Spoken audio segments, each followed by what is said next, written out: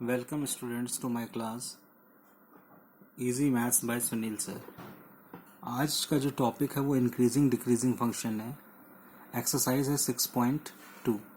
मैं आपको बहुत सिंपल वे में ये एक्सरसाइज कंप्लीट कराऊंगा। एनसीईआरटी की एक्सरसाइज है और इसका कॉन्सेप्ट मैं आपको बिल्कुल सिंपल वे में बताऊंगा with practical. No extra effort, आपको कुछ नहीं करना है। अगर आपको इंक्रीजिंग डिक्रीजिंग फंक्शन कभी समझ में नहीं आया है और बहुत डिफिकल्ट लग रहा है तो आप बस इतना मान लीजिए कि इंक्रीजिंग डिक्रीजिंग फंक्शन इस वीडियो के बाद आपको टफ नहीं लगेगा। बट आपको छोटा सा एक एफर्ट करना पड़ेगा कि आपको डिफरेंशिएशन सही से आना चाहिए। और बाई चांस एग्जाम में अगर आपको डिफरेंशिएशन नहीं आ रहा है तो आप बिना डिफरेंशिएशन के भी इंक्रीजिंग डिक्रीजिंग फंक्शन को सॉल्व कर सकते हैं। तो हो सकता है आपका वो कॉन्सेप्ट एकदम क्लियर हो जाए जिसमें अभी तक आप कंफ्यूज थे। तो मैं आपका टाइम वेस्ट नहीं करता हूँ, स्टार्ट करता हूँ quick revision of simple method for decreasing and increasing functions. तो देखिए, इंक्रीजिंग फंक्शन जो होता है जब कोई हमारा फंक्शन मीन्स कर्व, चाहे वो एक्स स्क्वायर हो, y is equal to x square भी आपका एक फंक्शन है। मैं बता दूं, y square is equal to 4ax एक फंक्शन है, x square is equal to 2ax एक फंक्शन, 2ay एक फंक्शन है, x is equal to y plus 3 भी एक फंक्शन है। These are the functions. ये सारे फंक्शंस हैं। इन सारे फंक्शंस में इंक्रीजिंग डिक्रीजिंग पता करना कि फंक्शन हमारा इंक्रीज करेगा या डिक्रीज करेगा। तो सीधा सा कॉन्सेप्ट होता है, आप एक कर्व बना लीजिए। सपोज करो एक फंक्शन में स्ट्रेट लाइन का ले लेता हूँ इस तरीके से, ठीक है। मैंने क्या किया, ये स्ट्रेट लाइन लिख दी y बराबर x प्लस 2। तो जो इंक्रीजिंग फंक्शन जो भी होंगे वो फंक्शन क्या डिफाइन करेंगे, वो ये करेंगे कि अगर मैं x1 वैल्यू ले रहा हूं और x2 दो वैल्यूज ले लेता हूं, मान लीजिए 3 और 7 ले लेता हूं, तो 3 पे मुझे क्या मिलेगा, y1 की वैल्यू कितनी आ जाएगी, जरा पुट करो बेटा इसमें। Yes, 3 plus 2 5, that's cool. आपको ये वैल्यू मिल रही है 5। यानी जब आप x1 वैल्यू रखते हो तो आउटपुट आता है आपका 5। इंक्रीजिंग फंक्शन उसको बोलते हैं जब आप नेक्स्ट वैल्यू यानी उससे ग्रेटर वैल्यू रख रहे हो तो आपको ग्रेटर आंसर मिलना चाहिए, that is called greater range मिलना चाहिए। तो मैं 7 पुट करूंगा, 7 प्लस 2 मैं इस फंक्शन में रख रहा हूं, ध्यान दीजिएगा, भाई 7 प्लस 2 इज इक्वल टू 9, यानी यहाँ पे आपको मिल रहा है 9। अब मैं एक और टर्म ले लेता हूँ, यहाँ पे 8 रख देता हूँ, तो फंक्शन से मुझे क्या मिल जाएगा, 10। तो क्या हो रहा है, ये इंक्रीज करता जा रहा है। बट हम क्या कर रहे हैं, हम x1 x2 को भी तो इंक्रीज कर रहे हैं। इसकी वजह से हमारा आउटपुट, जिसको हम fx1 बोलते हैं, नोटिस करना, आउटपुट मतलब रेंज, fx2 बोलते हैं, fx2 बोलेंगे, fx3 बोलेंगे, ये भी हमारा इंक्रीज हो रहा है। Therefore this function is called increasing function of given interval. अगर आप सोचते हैं नेगेटिव रखता हूं तो आप -1 रख के देख लीजिए, फिर -2।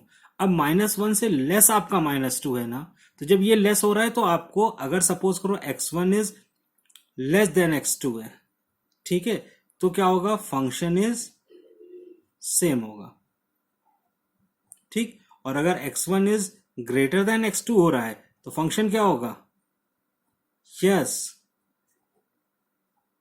बिल्कुल वाइस वर्सा चलेगा। अगर x2 आप लेते हो 7 और उसके बाद 3 आ रहा है तो 3 पे भी तो स्मॉलर वैल्यू आ रही है दोनों की।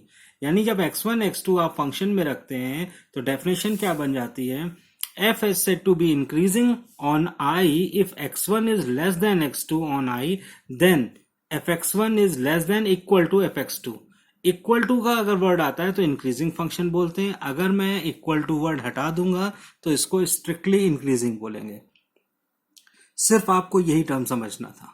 अब स्ट्रिक्टली इंक्रीजिंग हो गया। स्ट्रिक्टली इंक्रीजिंग में क्या होता है, कुछ नहीं माइंड लगाना है, सेम डेफिनेशन है, बस इक्वल टू हटा दीजिए। यानी x1 is less than x2 for integers, then fx1 is less than x2। यहां इक्वल नहीं आएगा, क्लियर। डिक्रीजिंग फंक्शन देखिए, मैंने और शॉर्ट में डेफिनेशन लिख दिया कि x1 is less than x2, but decreasing function में उल्टा प्रोसेस चलेगा। अब fx1 ग्रेटर होता जाएगा fx2 से। इट मीन्स, फिर से समझते हैं, यहां पे एक फंक्शन ले लेता हूं, स्ट्रेट लाइन का ही फंक्शन ले लेता हूं इस तरीके से, ठीक है। मान लेते हैं 5 माइनस एक्स ले लेता हूं, तो मान लीजिए x1 की वैल्यू मैं रख देता हूं यहां 3 और यहां पे 5, ठीक है, या यहां पे रख देता हूं 1 और यहां रख देता हूं 2। तो यहां पे देखिए x1 is less than x2 हो रहा है, क्लियर है आपको, x1 is less then, concept यही समझना है, क्वेश्चंस में कुछ नहीं मिलने वाला। अब आप देखेंगे y is equal to 5 minus 1 is equal to 4। तो जब मैं 1 रख रहा हूं तो मुझे 4 मिल रहा है, मैं खुश हो रहा हूं, यस दिस इज 4। अब मैं क्या रखता हूं, x2 बड़ा है यानी कि y इज इक्वल टू 2 रख दूंगा x की जगह, तो मिल रहा है 3। वाओ, मैं इसे तो इंक्रीज कर रहा हूं बट यहां 3 मिल रहा है। ये इंक्रीज होते जा रहे हैं बट ये डिक्रीज होता जा रहा है, this is called yes decreasing function.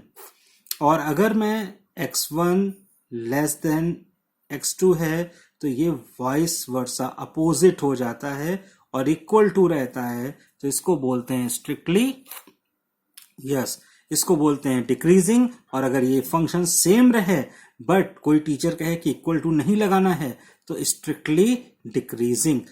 Note कर लीजिए, लर्न कर लीजिए, बहुत सिंपल है। This is called without differentiation define strictly increasing और डिक्रीजिंग। आप x1 x2 कोई भी 2 या 3 वैल्यूज लेकर के अपने प्रैक्टिकल में शो करा सकते हैं, ठीक है। नेक्स्ट आता है, आप समझ भी सकते हैं उसको। फिर आता है आपको, ये एक एग्जाम्पल मैंने सेट किया है, आप इसको पॉज करके देख सकते हैं। 3x माइनस 17, वैसे तो मैंने आपको बता दिया है बट ये क्वेश्चंस में भी आते हैं, ठीक है। अलजेब्रिकली कैसे सॉल्व करना है वो अभी आपको मैं नेक्स्ट पेज पे बता दूंगा, ठीक, क्योंकि ये क्वेश्चंस आपकी बुक का है। फिर आते हैं कॉन्टिन्यूअस फंक्शन।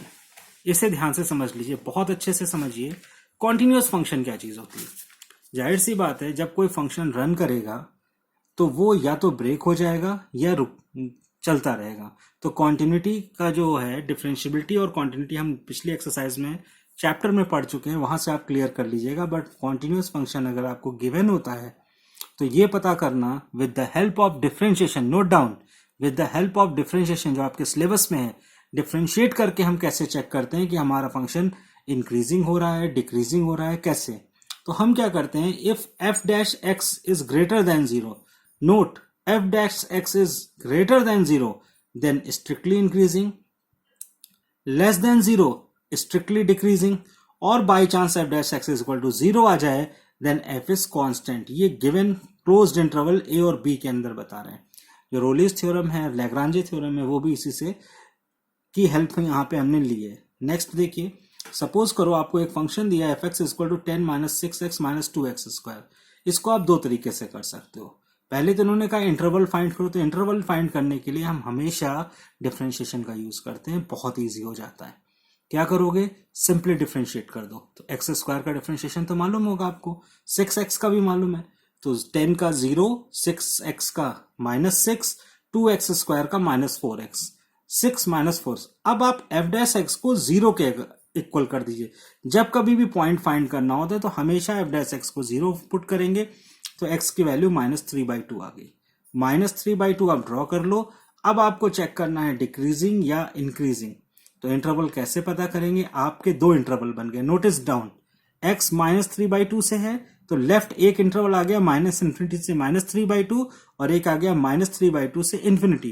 तो आप इनमें से कोई भी एक वैल्यू निकाल करके पुट कर दीजिए, किसमें, f डैश एक्स में। तो अगर आप नेगेटिव वैल्यू पुट करोगे तो यहां क्या आ जाएगा, -6 -4x। आप नेगेटिव वैल्यू मान लेते, मैं -10 रख देता हूं। तो -10 रखूंगा तो दिस इज पॉजिटिव, यानी f dash x is greater than 0।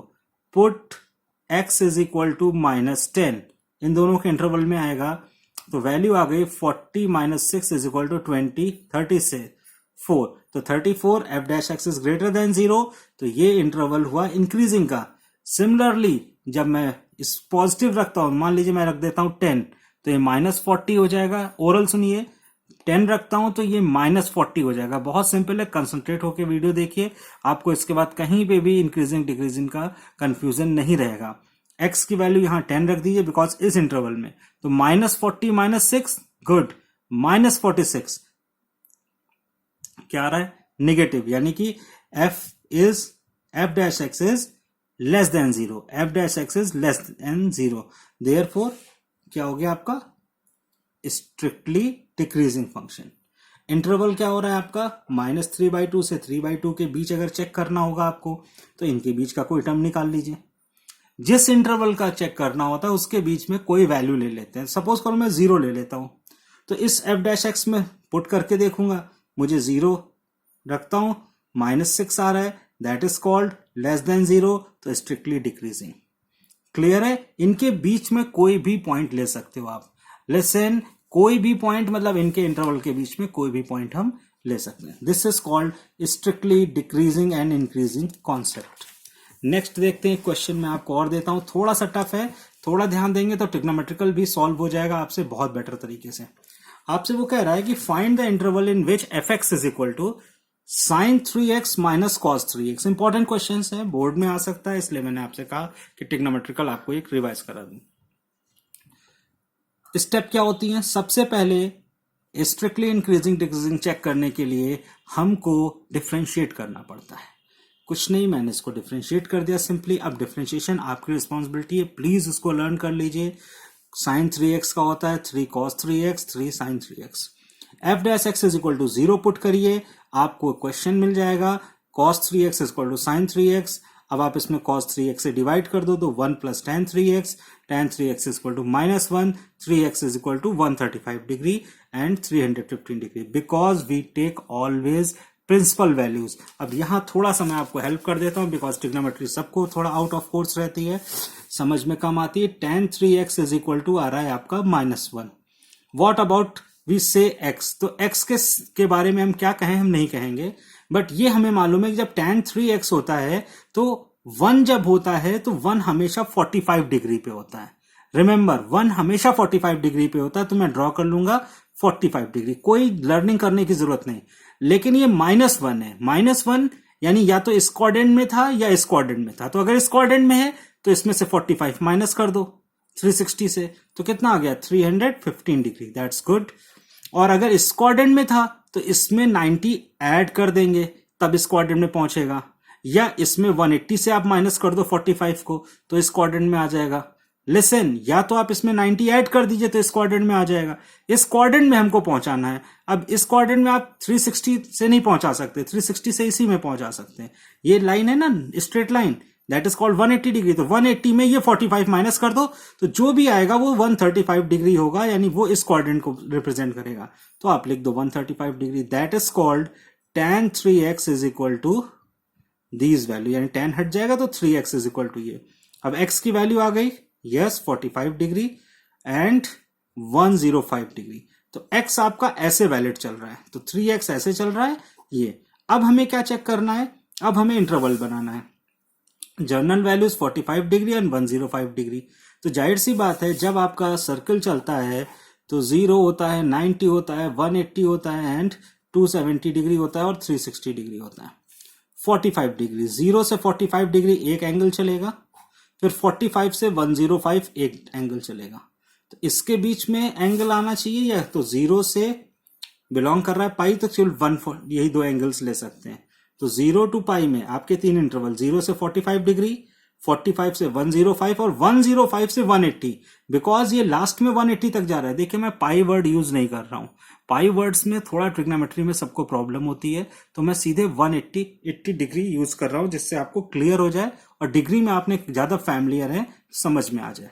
Next है आपका, तीनों इंटरवल है, कोई भी डिग्री रख सकते हो। यहां मैंने 30 डिग्री रखूंगा, किसमें, गुड, एफ डैश एक्स में रखेंगे, वाओ। और इसमें मैं रख दूंगा 90 डिग्री और इसमें मैं रख दूंगा 150 डिग्री। वैल्यू रख करके आप सॉल्व कर लीजिए, आपको आंसर क्लियर हो जाएगा। प्लीज इसको चेक कर लीजिए, बिल्कुल सही कर रहे हैं आप लोग, एकदम करेक्ट, सही जा रहे हैं, गुड। नेक्स्ट आपका आता है, आपको ऑर्डर मिल जाएगा, स्ट्रिक्टली इंक्रीजिंग ऑर्डर आएगा आपका 0 से 45 डिग्री एंड 105 से 180 डिग्री, और स्ट्रिक्टली डिक्रीजिंग में 45 डिग्री और 105 डिग्री। यही आपके आंसर है। अब 6.2 एक्सरसाइज हम लोग करते हैं, जहां पे हमको प्रूफ करना होगा कि शो दैट, तो हम बहुत आसानी से कर लेंगे इसको, ठीक है। थोड़ा सा ध्यान देंगे, एक्सरसाइज आसान है काफी, कुछ भी नहीं है उसमें। फर्स्ट क्वेश्चन आपसे कह रहा है फाइंड द, ये चेक करना है आपको, तो आप चेक कर लीजिए इजिली इसको कि इंक्रीजिंग है या डिक्रीजिंग है। नेक्स्ट क्वेश्चन आपका है, फर्स्ट क्वेश्चन देखते हैं। दिया हुआ f x is equal to 3x plus 17। आपको डिफ्रेंशिएट करके यूज करना है, बहुत क्लियर है। 3x प्लस 17 है, आपने डिफ्रेंशिएट किया, that is called 3। 3 is a positive, so strictly increasing हो जाएगा। फर्स्ट क्वेश्चन देखिए कितना इजिली आपने कर लिया। सेकंड क्वेश्चन में हमको शो दैट करना है, इसलिए थोड़ा सा टफ है। शो दैट करना है तो शो दैट कैसे करते हैं, f dash x is equal to dash निकाल लिया आपने 2e⁻²x ऑन रियल नंबर। तो रियल नंबर क्या होता है, दरअसल 3 पार्ट में डिवाइड, एक तो जीरो से इधर नेगेटिव और इधर पॉजिटिव, यानी x के हमें 3 अलग अलग केस बनाने पड़ेंगे, -x, +x और x इज इक्वल टू 0 पे। तो मैं पहले x ग्रेटर देन 0 ले लेता हूं, तो जाहिर सी बात है 2e⁻²x, e⁻²x का फॉर्मूला है सीरीज, जब आप ओपन करोगे तो 1 + 2x + 2x का होल स्क्वायर अपॉन फैक्टोरियल 2, इस तरह के टर्म्स आएंगे। 1 + 2x + 2x का whole square upon factorial 2, next आएगा 2x का whole cube upon factorial 3, as so on. तो x अगर ऑलवेज पॉजिटिव है तो ये पूरा टर्म पॉजिटिव होगा, that is called f dash x is greater than 0, strictly increasing हो गया। अब अगर x लेस देन 0 लेता हूं तो कुछ चेंज नहीं करना, ये तो बहुत सिंपल है। एफ डैश एक्स अगर लेस देन है तो e⁻² हो जाएगा। यहां मैं x को y भी ले सकता था, ठीक है, बट ये टर्म नेगेटिव रखने की वजह से मैंने -2x रखा, तो 1/e⁻² हो गया। डिनोमिनेटर में जाने से कोई चीज नेगेटिव नहीं हो जाती है, बस उसकी वैल्यू कम हो जाती है। तो आपने F dash x is greater than 0, ये भी स्ट्रिक्टली इंक्रीजिंग पार्ट हो गया। लास्ट पार्ट बच गया 0 के लिए। अगर मैं इसको 0 के इक्वल करता हूं तो ये तो खुद 2e⁻0 हो जाएगा, दैट इज कॉल्ड 2, और 2 इज ग्रेटर देन 0 बिकॉज ये भी पॉजिटिव है। Therefore e⁻²x is strictly increasing for all real number. जब कभी कोई चीज शो करानी होगी तो उसको आप ऑल पॉइंट्स पर ब्रेक कर सकते हैं, जो बहुत ज्यादा इंपॉर्टेंट है, 0, -0 से लेस देन, 0 से इक्वल टू और 0 से ग्रेटर देन। क्लियर है। नेक्स्ट क्वेश्चन ट्रिग्नोमेट्री का है, ये तो आप ओरल कर सकते हैं, किसी को कोई प्रॉब्लम नहीं, बिकॉज आपको मालूम है sin x दिया हुआ है क्वेश्चन में, एफ डैश एक्स को आपने cos x लिख दिया, यानी डिफरेंशिएट किया। अब मुझे बताइए 0 से π/2 में cos x ऑलवेज पॉजिटिव नहीं होगा फर्स्ट क्वाड्रेंट में? गुड। π/2 से पाई cos x कैसा होता है? नेगेटिव होता है इन सेकेंड क्वाड्रेंट। बट अगर मैं 0 से पाई की बात करता हूं, देखिए ध्यान से, 0 से पाई तक की बात करूंगा तो इसमें तो cos पॉजिटिव होगा, खुशी खुशी बात कर ली हमने। यहां से यहां cos नेगेटिव होगा। अगर मैं सिर्फ इस क्वाड्रेंट में रहता, जो कि मेरा पहला पार्ट है, तो पॉजिटिव रहता, यानी इंक्रीजिंग होता। इसमें आ जाता तो cos हमेशा नेगेटिव आता है, इट इज कॉल्ड, ये हो गया मेरा डिक्रीजिंग पार्ट। बट अब दोनों को मिला दूंगा तो उसमें इंक्रीजिंग भी जा रहा है, डिक्रीजिंग भी जा रहा है, तो एग्जाम में आप ऐसे भी बना के दिखा सकते हैं, therefore neither increasing nor decreasing. Simply आप क्वेश्चन देख लीजिए, इसको कॉपी कर सकते, कोई भी इशू नहीं है। क्लियर। नेक्स्ट क्वेश्चन जो आपका है, 5th क्वेश्चन कर लेते हैं, 4th भी सेम है, आप कर लीजिएगा, बहुत ईजी।